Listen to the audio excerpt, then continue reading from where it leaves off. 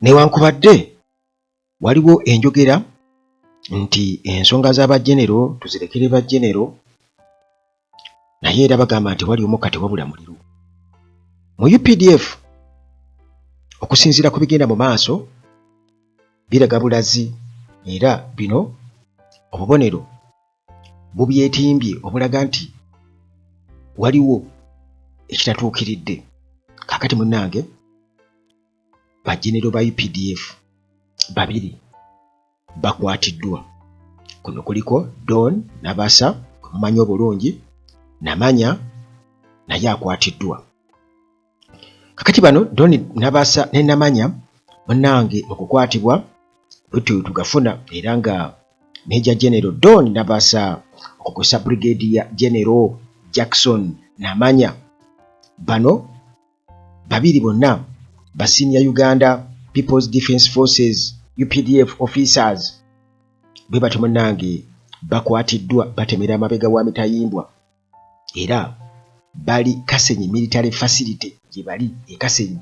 Eyo nno munnange jjukira nti batugamba nti units Ggoonya ku ludda olwabo abavuganya gavumenti nti waliyo Ggoonya ku facility eyo ey'e Kasenyi, era abamu ku bannaffe bayinza okubanga baatuukiriza olugero luli nti oluwa mukisa nga ali bwengo ova mu lubuto odda mu lubuto kyannaku nnyo. Bayinza okubanga amalalo gaabwe tolina woyinza kugasanga oba n'ebisigalira Kaggoonya zaabalya. Kakati bwe twogera ku Kasenyi munnange, kyekyo ekyentiisa kye nnyinza okukugamba ku Kasenyi. Kakati munnange bino byonna ebyokukwatibwa kwabwe biddiridde oluvannyuma lw'ebiragiro eby'amaanyi okuva eri Chief of Defence Forces Muhoozi Kainerugaba.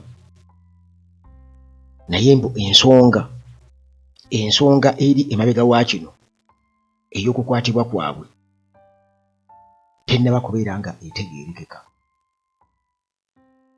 Tennaba kubeera ng'ekola ki? Ng'etegeerekeka. Abamu mu nsonda boogera ku kubulawo kwa Bobi Wine escape. Abalala bagamba nti kukwasisa mpisa mu magye na accountability. Mbu kukwasisa mpisa mu magye ne accountability. Kakati munne nga sinaba kuwa bikwatagana ku bano 2 bifo ki mwe babadde. Njagala omanye newankubadde ng'ensonga z'abajenero twagala okuzirekera abajenero, naye ekisooka bwe tuba twogera ku discipline nti gwe nga akwasisa empisa gw'alina okukola ng'ekyokulabirako ekyo kimu, naye Muhoozi awo afunawo 0. Bwe tuba twogera ku mpisa mu magye, awo ye afuna 0 erimu n'amaaso, kubanga ayoleseza obusiiwuufu bw'empisa bungi nnyo, bannantagambwako n'ebirala. Oba ndowooza atuukiriza lugero luli ti tokola nga bwe nkola, kola nga bwe ŋŋambye, kirabika ndowooza. Kaakati ensonga eno nze njirabamu obuzibu, era nga ebiseera ebisinga obungi obunkenke bwe bubaawo ebintu nga bwe biti bitera okubaawo, kubanga obutakkaanya era buva mu ebyo ebifaanaganako bwe bityo. Ebiwayi ne bitandika okubeera nga buli kimu kitwala sayidi yaakyo. General Museveni ebbanga lyonna engeri gy'asavayivinzeemu abadde ng'alina omwezi ogutakwata ku bantu be, ku bajenero be. Abadde ng'alina omwezi ogutakwata ku bajenero be, era yatuukako n'okugamba IGG nga IGG agezaako okubeera nga abatunuulira ku butya bwe bafunamu ssente na biki bye balina, n'agamba ebyabo sooka obireke, eby'amagye abali mu UPDF sooka obireke, kubanga yakitegeera nti basajja be singa batandika okubeera nga babalingiriza ku by'obugagga byabwe baalifunamu endowooza ez'enjawulo, kubanga teri ayinza kukkiriza kuddayo mu bwavu. Era n'ayimiriza IGG Betty Kamera amugamba ebyo byabanje sooka obireke. N'atuuka n'okukola statement ng'agamba nti omanyi abantu ababba ssente eza gavumenti mubakwate empola, kubanga ezo hotels ze mulaba wano ziva mu ssente ezo, nti kirungi kale bwe babeera babbye ssente bazinvestinge wano okusinga okuzitwala mu mawanga ag'ebweru, nti bayinza okuzitwala mu mawanga ag'ebweru naye babeera bazinvestinze wano. Ekyo kale naye ate ne yeerabira nti munnange gaapu y'abagagga n'abaavu ebya yeeyongerera ddala, kubanga ssente ezo ze babeera babbye zirina okuba nga zikwasaganyizibwa mu ngeri y'okugasa abantu bonna mu ggwanga. Bwe ziba nga zirina kuzimba ssomero oba amasomero ago galina okubeera gagenda okugasa bannansi abankuseere, era bajja kuba bafuna quality education. Ekiseera kituuke ng'olaba nti oli yakulira mu famire enjavu naye yasomera ddala era nabbulula famire ye, naye olw'okuba nti impact yaakyo erwawo okulabika, kakati awo baagala okusiga katambala ku maaso mumulaba ebizimbe eyo gye mubeera, ng'olaba oli yazimbawo apartments naye nga tezirina n'abantu, nga n'ekifo yakizimba toli nayinza kusasula $5,000 ku apartment eyo, naye nga weeri ekizimbe kye yakizimba n'akiteekawo nga bwegamba ataddeyo ensi paka lwerikola ki lwerikula, nti bwe baligula eyo abantu ne bagendayo, ekiseera kyerituuka ekizimbe ne kifuna abantu. Kati mu mbeera efaanaganako bwetu, naye ate aba alina ky'alemazza, alese ebyenjigiriza biri crippled, ebyobujjanjabi biri crippled, enguudo mbi n'ebirala byonna. N'ebirala emiranga mugiwulira mu Ministry of Works Katumba wamala ng'atandika anti kakati tetulinaawo ssente, anti kakati ebintu ebifaanaganako bwe bityo.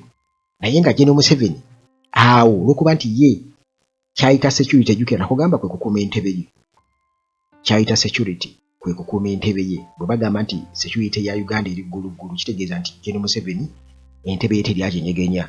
Ekyo mwenna mukimanyi. Kitegeeza nti entebe ye teryakola ki, teryaginyegenya. Kakati bano abandi badde batandika okubeera nga bamusojja oba nga bamubuusabuusa nga tebakyamuwaana, alina engeri gy'abakwatamu n'abeera ng'omunyago gwabwe tagulingiriza nnyo. Kati Muhoozi naye kennyini nga bw'omukwata n'omuteeka mu kasengejja, katugeze ku bugagga bw'alina n'ebirala byonna, naye era ojja kumusanga mu makkati awo bwe tuba twogera ku accountability ne discipline. Ba discipline yo tafunayo kabonero yadde, 0. Afuna negative 0 oba n'ebirala bwe bityo, afunye mu negatives. Bwe tudda ku accountability, kubanga tukimanyi bulungi nnyo nti bwe tutunuulira ekibuga enjega erimu, bwe tuleeta haamu ne tumuteeka wali, tulaba nga ate yaliko ebibuuzo bingi nnyo okubigenda mu maaso. Singa tutandika ne tukwata katugeze ssente z'abaana abali e Somalia, baba babadde Somalia, babawa mmeka, babawaako mmeka, eggye lya Uganda engeri gye likozesebwa. Bwe tugenda e Congo ne tutandika okubeera nga tubabala, weesanga ng'ate ye muganda wange alina kusuulibwa mu kidiba kya ggoonya. Naye kati bino byonna babimanyi na bano, era y'ensonga lwaki okiraba nti Museveni gejjadde mu buyinza waliwo n'abatugamba nti ye Museveni nga yeeyongerayo. Walaba wano Kadaga ng'agamba naye alina okusigala nga sipiika kubanga Museveni naye yeeyongerayo, emyaka aba agyongerayo, kati lwaki era asigala nga sipiika. Kati nabano babeerawo nga bagamba nti kati nabo balya, ndaba nabo bakola bwe bati, naffe tulina okukola bwe tuti. So nga ate bo bakimanyi bokka be balina okulya, abalala babegerako babegere.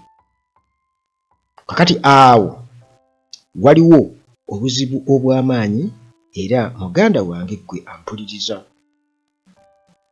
nti it is just a matter of time, naye nga nsuubira okuba nti waliwo ekigenda okubeera nga kyanfoldinga. era nga kigenda kuva mu hierarchy ya UPDF. Mu high command eyo ebintu singa Muhoozi agezaako okubeera nga kati abitwala mu ngeri efaanaganako bw'etyo, walyesanga nga bamulabanga ayagala okweshepinga mu mbeera ye. Katugeze bwe tuba twogera ku mpisa, bwe tuba twogera ku accountability, kitegeeza nti naye mukyafu. Kaakati ye omukyafu atobi ajojobadde bw'ati yasala bannensobi ate n'abasiba n'abagoba, kubanga baagobye bangi